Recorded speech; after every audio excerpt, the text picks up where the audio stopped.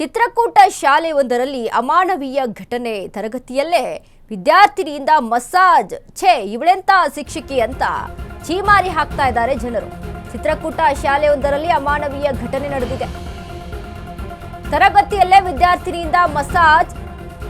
ಇವಳೆಂತ ಶಿಕ್ಷಕಿ ಅಂತ ಆಕ್ರೋಶ. ಉತ್ತರ ಪ್ರದೇಶದ ಚಿತ್ರಕೂಟ ಸರ್ಕಾರಿ ಶಾಲೆಯೊಂದರಲ್ಲಿ ಘಟನೆ ನಡೆದಿರುವಂತದ್ದು.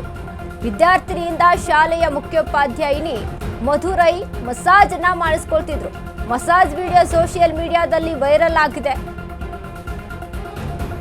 ಶಿಕ್ಷಕಿ ಮಧುರೈ ತರಗತಿಯ ನೆಲದ ಮೇಲೆ ಮಲಗಿದ್ದು ಪುಟ್ಟ ಬಾಲಕಿಯರು ಕಾಲುಗಳನ್ನು ಒತ್ತುತ್ತಿರುವ ದೃಶ್ಯ ಸೆರೆಯಾಗಿದೆ.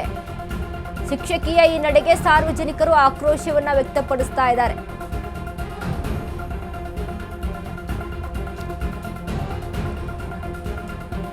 ಚಿತ್ರಕೂಟ ಶಾಲೆಯೊಂದರಲ್ಲಿ ನಡೆದಿರುವಂತಹ ಅಮಾನವೀಯ ಘಟನೆ ಗಮನಿಸ್ತಾ ಇದೀವಿ ನೋಡಿ ನಾವು.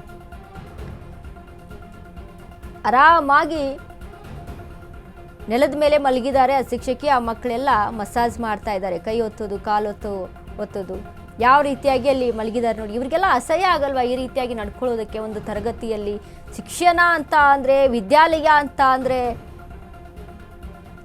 ಹೇಗೆ ಅಂದ್ರೆ ಏನೆಲ್ಲ ಪರಿಗಣಿಸ್ಕೊಂಡಿದ್ದಾರೆ ಅಂತ. ಶಿಕ್ಷಕರೇ ಈ ರೀತಿ ಆದ್ರೆ ಇನ್ನು ಮಕ್ಕಳಿಗೆ ಏನೆಲ್ಲ ಕಲಿಸ್ತಾರೆ ಇವರು? ಮಕ್ಕಳು ಕಲಿಯುವಂಥದ್ದೇನು ಇವ್ರ ಹತ್ರ ಅನ್ನುವಂಥ ಅನುಮಾನಗಳು ಇಲ್ಲಿ ವ್ಯಕ್ತವಾಗ್ತಿದೆ.